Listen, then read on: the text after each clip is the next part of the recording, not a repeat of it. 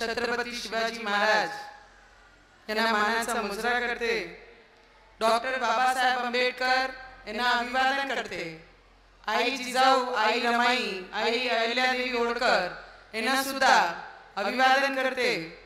आणि जेवढी माझी मातृशक्ती आज या सभागृहामध्ये उपस्थित आहे त्यांचे लहान लहान बाळासोबत हॉलच्या आतमध्ये काही खुर्च्यांवर बसले आहे, काही खाली बसले आहे, काही बाहेर बसले आहे. रवी भाऊ आपण पाहिलंच नाही, तुमचे भाऊ माझे नाही. रवीजी, काही लोक बाहेर बसले आहे, काही लोक बाहेर बाया महिला पायऱ्यावर बसलेले आहे. पायऱ्याचे खाली सुद्धा बरेचसे महिला आपले लहान लहान बाळांना घेऊन आहे. सगळे माझे नंदांना मनापासून मी नमस्कार करते. नणंदचा रिश्ता हा खूप जवळचा असते बरं.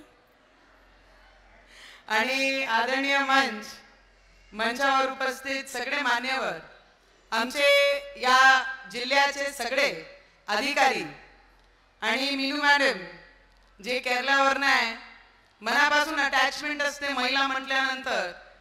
माझे मनातला महिला म्हणजे ती मातृशक्ती फक्त शब्दात नाही, ते मनामध्ये सुद्धा ती रिस्पेक्ट प्रत्येक महिलांनी दुसरी महिलाबद्दल आपण केलं पाहिजे.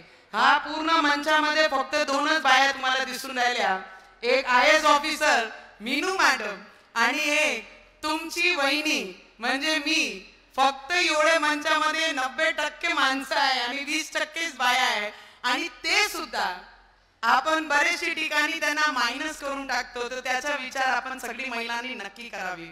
आणि आमचे आदरणीय माजी पालकमंत्री, माजी कृषी मंत्री, आजचे राज्यसभा मेंबर आमचे दादा, मोठे दादा अनिल बोंडे दादा आणि कसुरे काका, आमचे जयंतराव काका, मलानी काका, गायकवाड दादा आणि आमचे शर्मा काका, मिश्रा काका, सगळ्यांना आणि युवा स्वाभिमान परिवारचे जोडेही इथे, पदाधिकारी, शहर अध्यक्ष, जिल्हा अध्यक्ष, शहराची पूर्ण कार्यकारिणी आणि आपण सगळे, रवी भाऊ, बोंडे साहेब, भटकर साहेब आणि महिला बाल कल्याणचे आमचे अधिकारी, त्यांनी पूर्ण आपल्याला माहिती दिली आहे. आज आपण जे कार्यक्रम इथे घेतलेला हा तुमचा लाभ कसा होईल सरकारकडनं आणि सरकार योजना काय देते या प्रत्येक गोष्टीची माहिती आमचे दोन्ही अधिकाऱ्यांनी आपल्या समोर ठेवलेली आहे. आपण एखादी वेळी जीवनामध्ये असतो ना, मी 5 वर्ष या जिल्ह्यामध्ये काम केलं आहे खासदार म्हणून आणि गर्व आहे त्या गोष्टीचं की मी या जिल्ह्याची सून म्हणून आली आणि सगळ्यांच्या परिवाराची सदस्य झाली. बरेचशे महिलांची मैत्रीण झाली, बरेचशे परिवारांची मुलगी झाली, बरेचशे लोकांची बहीण झाली, बरेचशे म्हातारे लोकांची सून झाली. तर त्या गोष्टीचा गर्व आहे की एक जिल्ह्यातून, एक गावातून दुसऱ्या गावामध्ये येऊन त्या गावाचे लोकांनी फक्त मला सून म्हणून नाही, एक प्रतिनिधित्व त्यांचे 25 लाख लोकांचा करण्याचं हा माझा योग होता. आणि ते तुम्ही सगळ्यांनी मला आशीर्वाद दिलाय, त्याच्यासाठी मी शेवटचे श्वासापर्यंत तुमची कर्जदार आहे. त्याच्यामध्ये कुठेही क्षणभरचाही डाऊट नाही आहे. रवीजी, आम्ही नेहमी बोलत असतो की जिल्ह्याचा विकास मी कशी केली पाहिजे, मी माझ्या जिल्ह्यासाठी काय केलं पाहिजे होता, कसं केलं पाहिजे होता. प्रत्येक गोष्टी फिरत असताना बरेचसे महिला हसत होते जेव्हा मी नवीन लग्न करून आली. I think all the officers were there on the dais. I tell you one thing, when I came as a daughter in law of Amravati, त्यावेळी जेव्हा मी बोलायला सुरुवात केली तर बरेचसे माझे मैत्रीण, बरेचसे माझ्या नंदा हसत होत्या, सासू लोक हसत होत्या की आमच्या भावांनी घरची करून आणली, बायको म्हणून त्याला तोंडातून ओपन केला, तिला मराठी बोलता येत नाही. सगळे हसत होते. मी शिकण्याचा प्रयत्न केला. शिकता शिकता या 11-12 वर्षामध्ये आता मी एवढी तुमची झाली की दिल्लीमध्ये बोलताना, हिंदी बोलताना सुद्धा माझी मराठीचे शब्द निघत होते. तर ते अभिमान मला वाटते की मी 0 पासनं इथपर्यंत शिकण्याचा प्रत्येक गोष्टी प्रयत्न केला. मी काय खानदानी राजकीय वारसा घेऊन मी अमरावतीत आली नव्हती. मी ते माझी एक साधारण माझी सैनिकाची मुलगी म्हणून मी कामाला सुरुवात केली. वर्गाचे 7व्या वर्गामध्ये असल्यानंतर मी तेव्हापासून माझ्या जीवनाचे कामाची आणि स्ट्रगलची आणि मेहनतीची सुरुवात केली होती. आणि केल्यानंतर जेव्हा रवी भाऊ सोबत भेट झाली, एक आता म्हणते ना हिरोईन आहे म्हणून लग्न केला, तो आमदार आहे म्हणून बाई बहिणींनी लग्न केला, या पद्धतीचं जेव्हा वातावरण होता तेव्हा मी लग्न कशामुळे केला, मला हे माहित होता की तुमचा भाऊ मला जीवनात कधीही त्रास होऊ देणार नाही, जिथे वाटला तिथे खड्डा करण आणि मला पाणी पाजन, त्या विश्वासाने आम्ही दोघांनी एकमेकांसोबत लग्न केला. कारण जीवनामध्ये चालत असताना बरीचशी गोष्टी आपल्या समोर येतात. आमचे बायांच्या कशी आहे रवी भाऊ, आमची भावना माणसं खूप लवकर समजू शकत नाही. आम्ही चटणी भाकर खाऊ, पण ज्या घरात आम्ही आलो आहे त्या घरामध्ये शेवटचे श्वासापर्यंत आम्ही तिथे राहू, संघर्ष करू, मुलांसाठी कष्ट करू, रोजगारवर जाऊ, 300 रुपये कमवू, 100 रुपये कमवू, लोकांचे भांडे घासू, पण जिथे आम्ही आलो, जिथे शब्द दिला, शेवटच्या श्वासापर्यंत पाळणारी तुमची बहिणी सगळे समोर बसलेले आहे.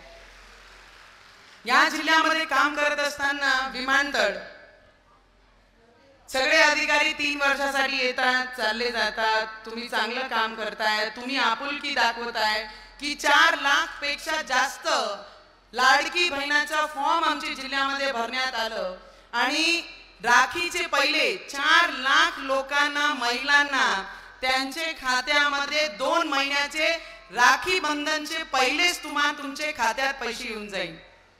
त्याचा महत्व ज्याला भाऊ नाही त्यालाच कळते. ज्याचा भाऊ, ज्याच्या घरी आपण जाऊ शकत नाही, राखी बांधू शकत नाही, त्या बहिणींना त्याचं महत्व कळते. की एक मुख्यमंत्री, उपमुख्यमंत्री असताना, सरकारमध्ये बसले असताना त्या एक सामान्य बहिणीबद्दल एवढे मनापासून विचार करू शकते. याचा अगोदर तुम्ही कधी अशी सरकार पाहिली नाही. आम्ही अशी सरकार पाहिली की आम गरीब बायांना, ज्यांना हिची गरज आहे, ज्या भावनाची गरज आहे, त्या बहिणींसाठी सरकार, मुख्यमंत्री, उपमुख्यमंत्री विचार करतात आहे. तर बहिणींनी नक्की या सरकारबद्दल आणि ज्या भावानी तुमचा मान सन्मान ठेवलं त्याबद्दल आपण नक्की आपले पदरात गांठ मारली पाहिजे. जो आमच्यासाठी, आम्ही त्याच्यासाठी, मी त्या पद्धतीने आपण काम केलं पाहिजे. आज या सरकारने बहिणींना तर गिफ्ट दिलाच, पण जे आमचे मुलं आहे, जे आमचे भाव आहे, त्यांच्यासाठी सुद्धा लाडका भाऊ योजना म्हणून पाहिजे ना बा. आमच्या भावासाठी सगळी नंदाना नाही तर माझ्या भाऊ काय करत. तर जेव्हा लाडकी बहीण निघाली तर मी रवी भाऊला म्हटलं, तुम्ही सगळे पुरुष हुशार आहे मेली, सगळं नंदानच देता, माझ्या भाऊ, आमचे भाऊ कुठे जाईल मेली. जे शिकले सवरलेले मुलं आहे, जे एक्सपिरियन्स घेत आहे, जे ट्रेनिंग वर आहे, त्यांना 6,000, 8,000 आणि 10,000चं मानधन त्यांना जीवनामध्ये कुठेही वाटलं नाही पाहिजे की आम्ही शिकल्या सवरल्यानंतर सुद्धा, हातात सर्टिफिकेट असल्यानंतर सुद्धा आम्हाला दरदरची ठोकर खाण्यासाठी आम्ही मजबूर आहे. त्या युवकांसाठी, त्या मुलांसाठी, त्या भावासाठी आमची सरकारने ही सुद्धा योजना आणलेली आहे की त्यांना हातात शिक्षण घेतल्यानंतर त्यांना असं कधी वाटू नये की मी मजदुरी केली त्याच्यापेक्षा जास्त मी कमवईन. आणि त्यासाठी एक मॉरल सपोर्ट, एक सरकारने कशा पद्धतीने युवकांनी सपोर्ट केला पाहिजे, त्याकरिता हा लाडका भाऊ म्हणून आमची सरकारने ती योजना सुद्धा आज आणलेली आहे. सगळ्यात महत्वाचं, आशा वर्कर, अंगणवाडी जे आपण आहे, तुमच्या सोबत मी आहे, तुम्हाला माहित आहे ना, मला बोलायची गरज नाहीये. बोंडे साहेबांनी म्हटलं, जे काही लोक म्हणतात 1500 रुपये मध्ये काय होते, अरे तुम्ही प्रेमाने 100 ते देऊन पहा, त्याचा महत्व या बायांना माहित आहे. ज्यांनी सकाळी उठून 6 वाजता आपला घरचा स्वयंपाक केला असन, मुलांची तयारी करून शाळेत पाठवला असन आणि या 1500 रुपयाच्या सर्टिफिकेट साठी एवढी मोठी संख्याने या बाया इथे बसलेल्या आहे. तुम्ही एक थेंबभर पाणी कोणाला पाजला नाही आणि तुम्ही थेंबाचं महत्व आम्हाला समजून सांगताय. आम्हाला तुमची समजची गरज नाहीये ताई. मला असं वाटते तुम्ही देणं शिकलं पाहिजे होता. तुम्ही तुमच्या काळामध्ये काहीच दिलं नाही आणि या बहिणींना, ज्या मुख्यमंत्री लाडकी बहिणीच्या योजनेचं जे मदत ते करत आहे आणि बहिणींना मदत करत आहे, त्याला खूप मोठं महत्व आहे.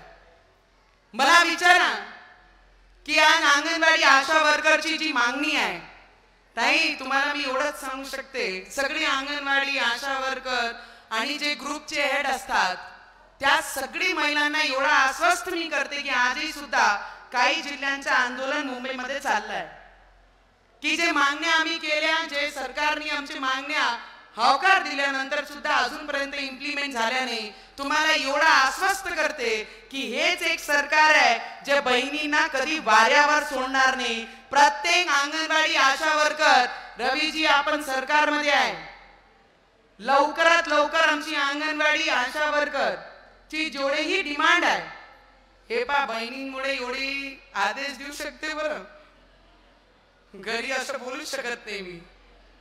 आणि त्याच्याकरिता आपण अंगणवाडी आशा वर्कर चे लवकरात लवकर त्यांचे आदेश काढून त्यांचे इम्प्लिमेंट जे त्यांनी सरकारने म्हटलं ते लवकरात लवकर इम्प्लिमेंट होऊन त्यांना ते इम्प्लिमेंट झाला पाहिजे आणि त्या पैसे लवकरात लवकर त्यांना भेटले पाहिजे. त्याकरिता आपण भावांना तुमच्या आपण परत एक विनंती करू आणि सरकारला सुद्धा आपण खेचून आणण्याचा प्रयत्न नक्की करू. तुमची लढाई सोबत मी नेहमीच राहिली आहे, एक खासदार म्हणून नाही पण एक मैत्रीण म्हणून, एक वहिनी म्हणून, एक तुमची साथीदार म्हणून. आणि मी लढणारी आहे. सैनिकाची मुलगी आहे ना, कर्तव्यातून मागे नाही हटत.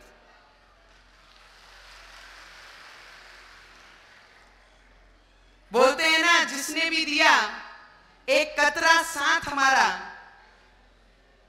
बोलते हैं ना कि जिसने भी दिया एक कतरा साथ हमारा, जिंदगी रही तो समुद्र लौटाएंगे. त्या शब्दातून या जिल्ह्यामध्ये विमानतळ आणण्याचा प्रयत्न केला. विमानतळ पूर्ण झालं. येणारे काही 1-1.5 महिना 2 महिन्यामध्ये त्याचंही सुद्धा उद्घाटन होईल. वॅगन कारखान्याचं उद्घाटन आपण केलं.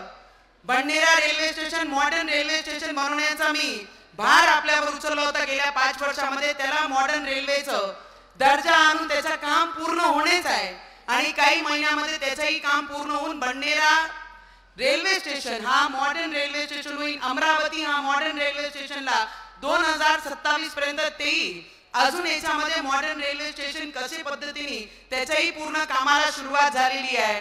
दुरंतो पासून पुण्याची गाडी पासून चेअर कार पासून आता येणाऱ्या भविष्यामध्ये नागपूर ते अमरावती वंदे भारतची जी ट्रेन आहे त्याची डिमांड आम्ही माझा जो टर्म होता त्याच्यामध्ये आपण डिमांड केली. रोडवर चालणारी जी मेट्रो आहे नागपूर ते अमरावती ते गडकरी साहेबांसोबत फॉलोअप करून ती मेट्रोचा फॉलोअप आपण केला. आणि येणाऱ्या काही महिन्यामध्ये तुम्ही लोकांना ट्रॅव्हल्स मध्ये जे ट्रॅव्हल करतात इथून ते नागपूर पर्यंत ते ट्रॅव्हल करण्याची गरज पडणार नाही. त्याच्यापेक्षा काही पटांनी चांगली व्यवस्था त्या मेट्रो मध्ये होणार आहे आणि 1.5-2 तास मध्ये आपण अमरावती ते नागपूर पर्यंत आपण पोहोचू. ती सुद्धा मी फॉलो करून घेतलं होतं. बरेचसे काम गव्हर्नमेंट मेडिकल कॉलेज त्याची आवाज उठू काही गोष्टी रवी भोला धक्का देऊ महाराष्ट्रातून फॉलो करा. आम्हाला केंद्रातून गव्हर्नमेंट मेडिकल कॉलेज आणायचं आहे आणि आपण ते गव्हर्नमेंट मेडिकल कॉलेज आणलं. कारण बरेचशे लोकांनी म्हटलं एक प्रायव्हेट मेडिकल कॉलेज असल्यानंतर गव्हर्नमेंट मेडिकल कॉलेज आणणं हा शक्य नाही. मी म्हटलं प्रायव्हेट हा प्रायव्हेट असते. गोर गरिबांना जेव्हा सरकारी गव्हर्नमेंट मेडिकल कॉलेजची गरज असते, जेव्हा त्यांचे इलाजची गरज असते तर त्यांना इथून ते नागपूर जावं लागते. त्या गोरगरिबांचा तुम्ही विचार करून आम्हाला गव्हर्नमेंट मेडिकल कॉलेज द्या आणि ते सुद्धा बंडेरा मतदारसंघामध्ये येणाऱ्या भविष्यामध्ये त्याच्या कामाला सुरुवात होणार आहे. तर मला असं वाटतं की मी फक्त काम करत गेली. बरेचसे लोक असतात ना की काम करत जातात, बाकीचा विचार करत नाही. 24/7 मी माझे मुंबईमध्ये माहेर आहे, माझं माहेर आहे. आणि एक मुलीला विचारा की माहेरचं महत्व काय असते. पण माझ्यासाठी माझे सासरवाडीने ज्यांनी मला नाव दिलं, दिल्लीपर्यंत पोहोचवलं, त्या माझे सासरवाडीसाठी त्या माहेरमध्ये मी 5 वर्षामध्ये जेव्हा खासदार होती मी मोजून 5दाही सुद्धा गेली नाही. आणि एक दिवस गेल्यानंतर परत दुसऱ्या दिवशी मी मुंबईवरनं वापस आली. ते कर्तव्याची जाण होती म्हणून ते पूर्ण 5 वर्ष इमानदारीने मी माझी अमरावतीसाठी झडली. मी जे झेंडा हातात घेतला होता ना ते मी माझा एकटीचा झेंडा नव्हता. मी प्रत्येक व्यक्तीला इथे म्हणत होती जे झेंडा मी घेऊन दिल्लीपर्यंत तुमची आवाज बनत आहे ती येणारी पिढी म्हणजे तुमचे आमचे मुलांच्या भविष्य त्याच्यासोबत जुळलं होतं. जे मी झेंडा घेऊन 5 वर्ष लढली ते नवनीत राणाचा झेंडा नव्हता. माझी येणारी पिढी आणि माझी अमरावतीचा विकास, या 5 वर्ष पहिले अमरावतीचं नाव जर आपण कोणते दुसरे राज्यामध्ये सांगितलं त्यांना अमरावती सुद्धा माहित नव्हती. ती अमरावतीची जाण पूर्ण देशामध्ये गाजवणारी तुमचीच वहिनी होती आणि त्याच पद्धतीने मी 5 वर्ष पूर्ण इमानदारीने काम केलं. आपण आहे ना महिला, तुमच्या सारखंच मन आहे माझं. तुम्हाला जर दुःख झाला, तुम्ही कसं पूर्ण दिवस मायूस राहतात. आय नो अधिकारींना काही घेणं देणं नसतात. 58 इयर्स पर्यंत तुम्ही एकदम मस्त आरामात काम करतात, तुम्हाला प्रेशर असते. पण आम्ही जेव्हा काम करतो, एक नॉन पॉलिटिकल महिला पॉलिटिकल राजकारणीय परिवारातून आली असती तर मी प्रत्येक गोष्टी डायजेस्ट केली असती आणि पुढे गेली असती. जेव्हा अंगणवाडी आशा वर्कर कोविड मध्ये काम करत होते ना, तर त्यांना पाहून मी हेच विचार माझ्या मनामध्ये नेहमी करायची की अंगणवाडी आशा वर्कर जेव्हा फ्रंटलाईन म्हणून जाऊन लोकांना वॅक्सिन करत आहे, त्यांना डोस देत आहे, त्यांना हॉस्पिटल पर्यंत नेत आहे, तर मी लोकांची कोविड मध्ये का मदत केली पाहिजे. तेव्हा लोकांना घरापर्यंत जेवण देण्याचं काम, त्यांना किराणा देण्याचं काम, ज्यांना डोस भेटत नव्हते त्यांना दुसऱ्या जिल्ह्यातून दुसऱ्या राज्यातून डोस आणण्याचं काम जर कोणी केलं असेल या जिल्ह्यामध्ये तर आम्ही केलं होतं.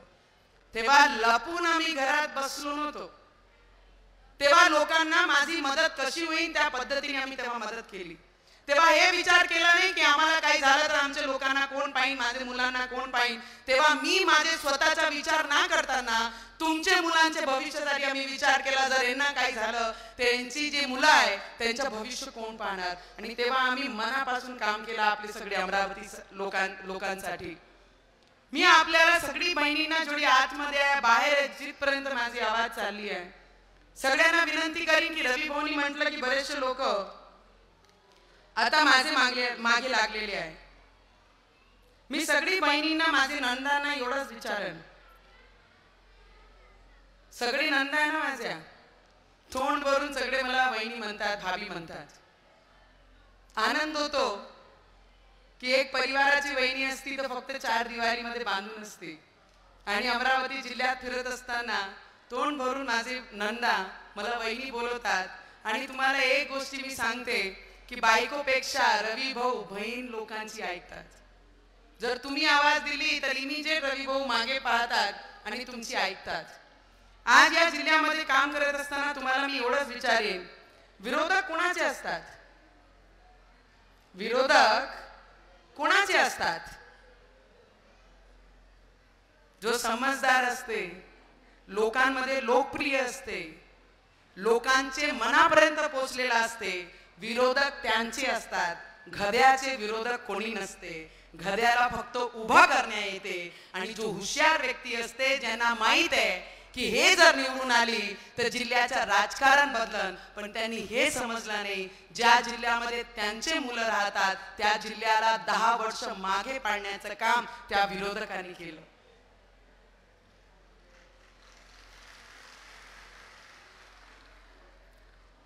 रवी भाऊ, तुम्ही म्हटलात की सगळे तुमचे मागे लागले आहे.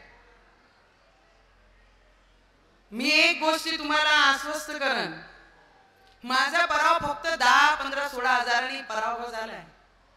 अरे जर विरोधकांमध्ये एवढा दम असताना मला 2 लाखांनी पाडायचं होतं, तेव्हाच तुमची दम माहीत पडली असती की तुमच्यामध्ये दम आहे म्हणून. आणि एकटी मैदानात उतरून मी लोकांचे प्रश्न घेऊन उभी होती की माझी साथ द्या, माझे सोबत उभे राहा. ही लढाई माझी नाही, आपले मुलांचे भविष्याची लढाई आहे. ही लढाई नवनीत राणाची नाही, या जिल्ह्याचे विकासाची लढाई आहे. बोंडे साहेबांनी म्हटलं की आपण त्यांचं नुकसान नाही, आपण आपले जिल्ह्याचं नुकसान करून घेतलेलं आहे. आणि ना भरणारा नुकसान म्हणजे हा 2024 लोकसभाचा परिणाम जे आला त्याच्या नंतर पूर्ण देश हे म्हणताय की हे नुकसान नवनीत राणाचा नाहीच. नवनीत राणा, रवी राणा किराणा देत होते, ते आजही देणार आहे. रवी राणा, नवनीत राणा लोकांना मदत करत होते, ते आजही करणार आहे. नवनीत राणा, रवी राणा लोकांचे, पोरींचे, गरीब मुलींचे लग्नात मदत करत होते, ते ते आजही सुद्धा करणार आहे. कोणाचे पोरांना ऍक्सिडेंट झाला तर त्यांना रोडावरनं उचलून त्यांना हॉस्पिटल पर्यंत नेण्याचं काम सुद्धा ते आजही सुद्धा करणार आहे. जर मतदारसंघामध्ये कोणती अडचणी कोणाला आली तिथे उभे राहून त्यांची मदत करण्याचं काम आजही सुद्धा नवनीत राणा, रवी राणा करणार आहे. मी सगळी बहिणींना विनंती करीन की रवी भाऊ ज्या पद्धतीने म्हणतात आहे, रवी भाऊच्या केसाला धक्का आपण सगळी बहिणी लावून देणार आहे का कोणाला? किती लोक लाडके भावासोबत लाडकी बहिणी नाही, सगळ्यांनी हात वरती करून बहिणीला शब्द दिला पाहिजे की आम्ही आमच्या भावासोबत आहे, भावानी काळजी नाही, भावाच्या हातात हात देऊन आम्ही पुढे चालणार आहे. किती लोक आहे, किती महिलांना वाटते की आम्ही आमच्या भावासोबत राहणार आहे? रवीजी, हे सगळे बहिणी तुमच्या पाठीशी राहणार आहे आणि तुमचे केसालाही धक्का आहे, बहिणी सगळे कोणी लावू देणार नाही. किती मोठे लोक समोर आले तर तुमचे केसाला धक्का लावण्याची ताकद कोणाची राहणार नाहीये, एवढा नक्की आहे. आणि मी आपल्याला फक्त आज इथे विनंती, माझी लाडकी बहीण योजनेचा लाभ भावाकडनं बहिणीला एक भेट, त्यांना प्रेम. ती साडी कितीची आहे, कशीची आहे, किती कुठून आणली त्याचं महत्व नाही आहे. भावानी बहिणीला आठवून ठेवलं त्याचं महत्व फक्त बहीणच समजू शकते, दुसरा कोणी समजू शकते.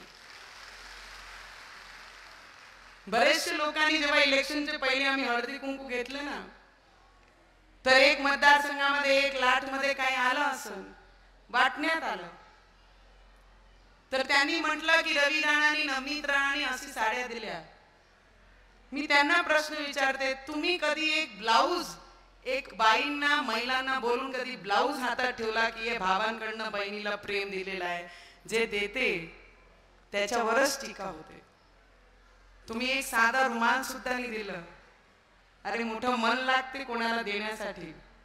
आपण आपल्या नातेवाईकाला लग्नात आहेर करतो ना, मुंडे साहेब तुमचे विषय नाही आहे पण महिलांचे विषय आहे.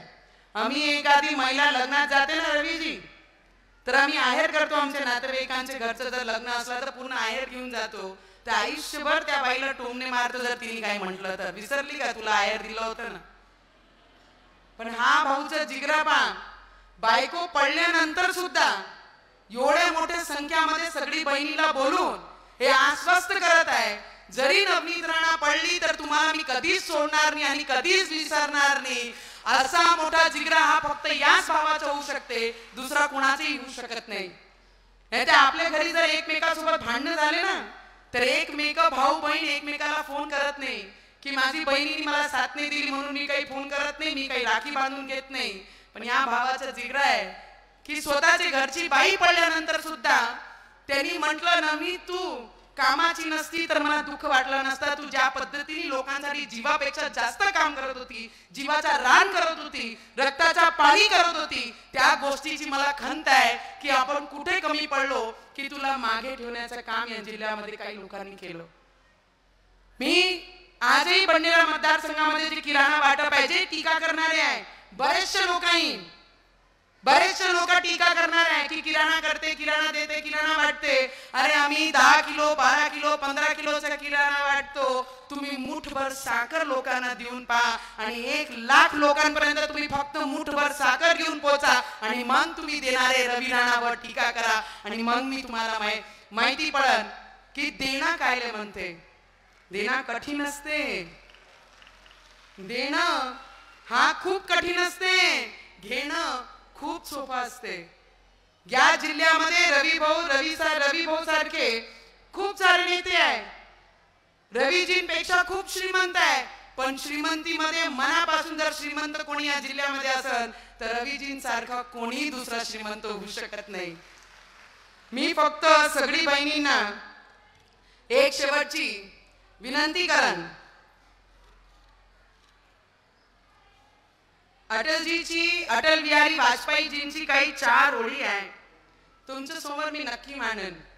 अच्छा, एक प्रश्न विचारायचा सगळी महिलांना. इथे अंगणवाडी आहे, बाहेर महिला आशा वर्कर, आतमध्ये आशा वर्कर, सगळी महिला जोडी बसलेली आहे. आपला भाऊ आपल्यासाठी एवढा करते, ते इलेक्शनचे शेवटचे 5 दिवस कोण आहे आपल्या भावाला देणारा इथे बसलेला? देणार आहे ना? सगळे आहे ना? एवढे महिला जर मैदानात उतरले रवीजी तर क्रांतीच होणार आहे. आणि आपण सगळे शब्द देत आहे ना भाऊला, रक्षाबंधनच्या पहिले आपण शब्द देत आहे ना की पहिल्यापेक्षाही जास्त मतांनी रवी राणाला आपण बडनेरा मतदारसंघातून निवडून आणणार आहे. हे शब्द तुमचा आहे ना? एकदा जोरदार म्हणा, रवी भाऊ तुम आगे बढ़ो, रवी भाऊ तुम आगे बढ़ो. और जिसके पीछे इतनी बड़ी क्रांति है, तूफान और कुछ भी आ जाए तो ये महिलाएं सब आपको घेर के खड़ी हो जाएंगी. रवी जी, कोणीही तुमचं केसालाही धक्का लागू देणार नाही. अटलजीची 4 लाईनी खूप सुंदर आहे.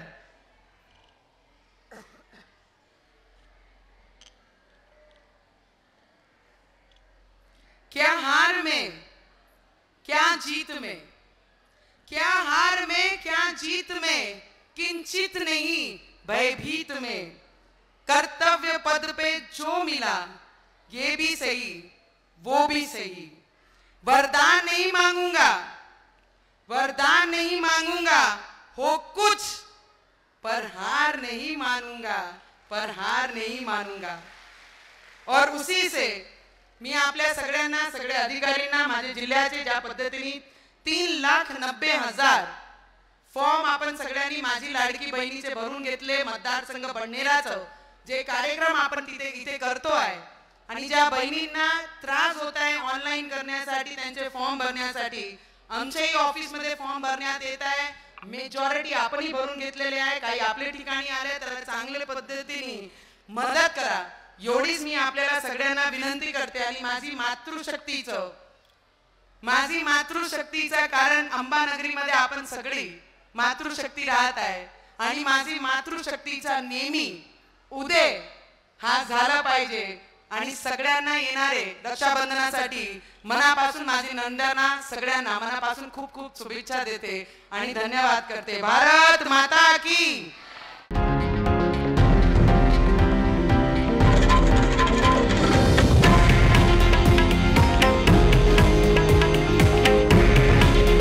हे आहे देशातील नंबर 1 न्यूज नेटवर्क आणि आपण पाहत आहात TV9 मराठी. काळजी तुमची, हित महाराष्ट्राचं.